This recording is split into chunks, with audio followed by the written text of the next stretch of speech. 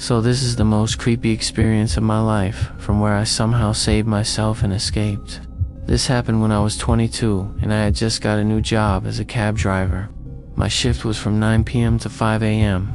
I was actually happy because at night there are fewer people looking for taxis, and the owner was paying extra because of night charges, so it felt like easy money. The first few days were normal.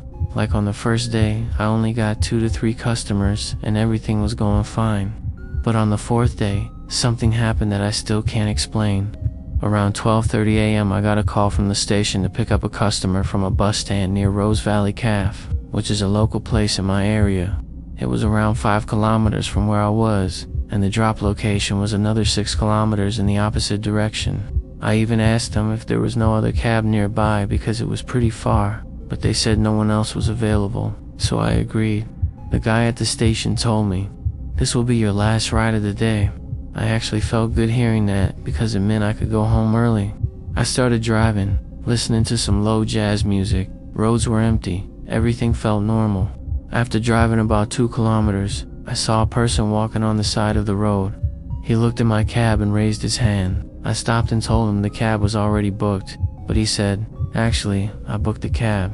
He stepped into the headlights and I could see his face properly. He looked pale, not sick, just unnaturally pale, like all the color was drained from his face. I asked him for the OTP, but he just froze, completely still. His eyes went wide, and he didn't blink for a few seconds. It honestly made me uncomfortable, but then suddenly he acted normal again and gave me the OTP. It was correct, so I unlocked the door, and he sat in the back seat and said, "Please move."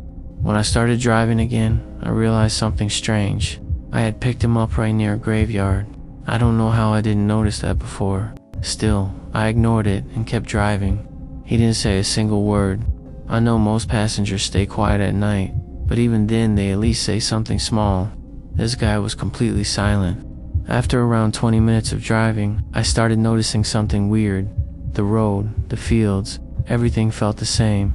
I saw this one tall tree on the side of the road. Again, then again, then again. At first I thought I was imagining things, but when I saw the same exact tree for the 6th time, I got scared, like properly scared. I asked him, "Sir, do you feel like we were in the same place for a long time?" No response. I checked the rearview mirror. He was just sitting there, staring straight, not reacting to anything. Then suddenly the surroundings changed. The open road was gone, and we were inside a forest. That made no sense because there was no forest on that route. I started trying to calm myself down, thinking maybe I took a wrong turn, or maybe I was just tired. Then suddenly I felt a hand on my shoulder. I literally froze.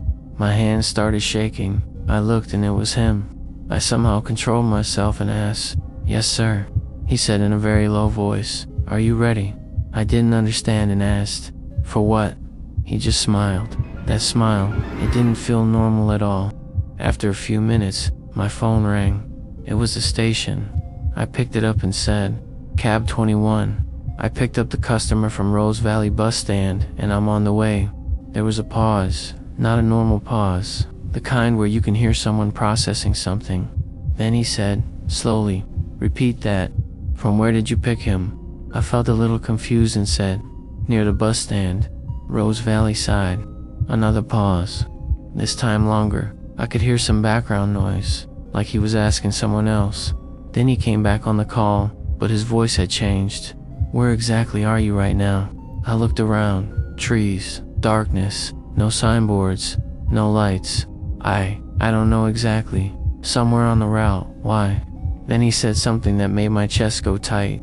"The customer is still here." For a second I thought I heard it wrong. I even laughed nervously and said, "What? No. He's sitting in my cab right now." I took the OTP and he cut me off. "No, listen to me carefully. The customer is standing right here at the bus stand. He's been calling us for the last 10 minutes asking where you are." My grip on the steering wheel tightened. My eyes slowly moved to the rearview mirror, but I didn't fully look yet.